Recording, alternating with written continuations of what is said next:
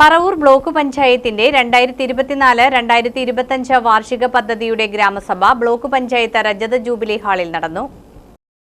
Paravur block പഞ്ചായത്തിന്റെ 2024-2025 വാർഷിക പദ്ധതിയുടെ ഗ്രാമസഭ പറവൂർ ബ്ലോക്ക് പഞ്ചായത്ത് രജത ജൂബിലി ഹാളിൽ നടന്നു. Block panchayat president Simna Santhosh, vice president KS Saneesh, KS Shaji, Reshmi Anilkumar, Shanthini Gopakumar, Leena Viswan, MS Ratheesh, S Anilkumar, Gana Anoop, Babitha Dileep, Sajana Simon, Jency Joseph, Antony Kottakkal, CM Rajagopal, Mani teacher, Kamala Sadanandan, 5 പഞ്ചായത്തിലെ ജനപ്രതിനിധികൾ, secretary PV Pratheeksha, plan coordinator KP Sunil എന്നിവർ സംസാരിച്ചു.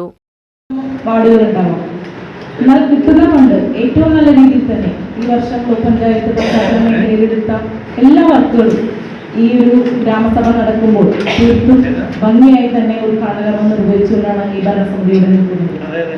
അതുപോലെ തന്നെ ആരോഗ്യരംഗത്ത് നമുക്കറിയാം, നമ്മുടെ 2 ഹോസ്പിറ്റലുകളാണ് ഏറ്റവും നല്ല രീതിയിൽ ഇപ്പോൾ ബ്ലോക്ക് പഞ്ചായത്തിന്റെ കീഴിൽ നല്ല ഫണ്ടുകൾ ചെലവഴിക്കുന്നതോടൊപ്പം തന്നെ ജനങ്ങൾക്ക് സേവനം കൊടുക്കുന്നതിന് അതിലേക്കായിട്ട് നമ്മൾ ഏത് നൂതനമായിട്ടുള്ള ആശയങ്ങൾ സ്വീകരിച്ചുകൊണ്ട് ഇപ്പോൾ ഡോക്ടർ നമ്മളോട് ആവശ്യപ്പെടുകയാണ് ഇന്നത് വേണം നമ്മുടെ ഹോസ്പിറ്റലിന്, അത് ആവശ്യം പറയുന്ന മുറയ്ക്ക് തന്നെ നമ്മളതെല്ലാം ചെയ്തു കൊടുക്കുകയാണ്.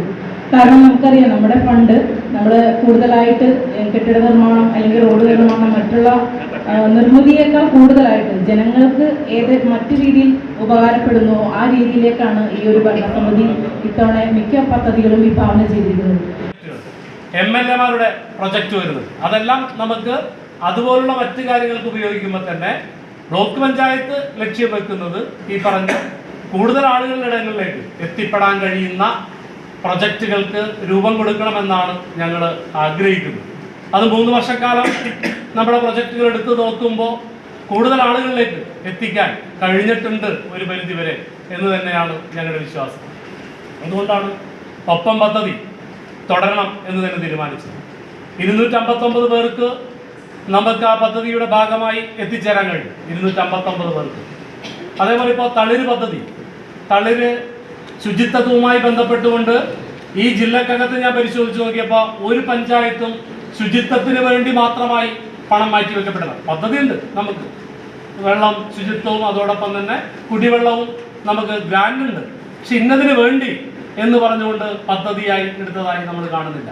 ഇപ്പോൾ ശുചിത്വത്തിൻ്റെ ഇന്ന് ഗ്രേഡിംഗ് ഇവിടെ നടക്കുന്നുണ്ടായിരുന്നു.